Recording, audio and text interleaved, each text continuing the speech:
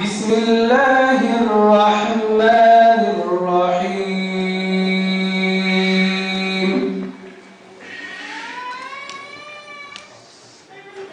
Aqimissalata liduluki'ş-şemsi ila ghasaqil-leyli ve Kur'ânel-fecr.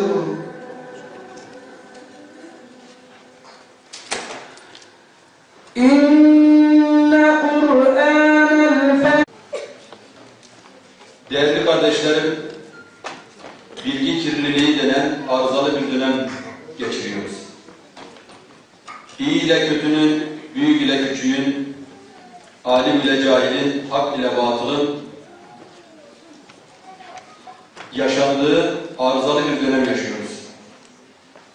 Zinanın adının aşk, faizin adının kredi ve rüşvetin adının hediye olduğu bir dönem yaşıyoruz. Ama unutmayalım, cehennemin adı hala cehennemdir.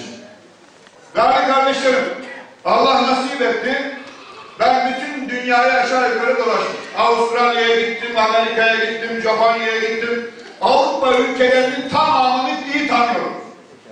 İşte ben batılıyım. Benden daha iyi bir adam bulamazsın. Arayın, tarayın buna. 47 sene batıda kalan bir adam. Şimdi batıyı anlatıyorlar, biz batıya gideceğiz. Ne yapacaklar batıya gidince? Batmak için gidecek. Onun için ciddi manada düşünmek mecburiyetindeyiz. Hoca Efendi de ifade etti, olağanüstü bir dönemden geçiyoruz.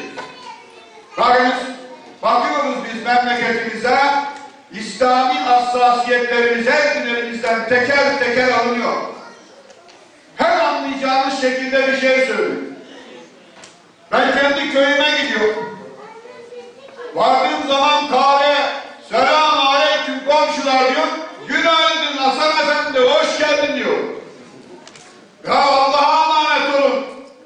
Ben gidiyorum diyor, öptük seni, kendine iyi bak diyor. 100 kere öpseler 5 kuruş etmez. İdare eder misin? Muhterem dava kardeşlerim, seni Allah sevecek. İnsanların makamına, parasına sevecek.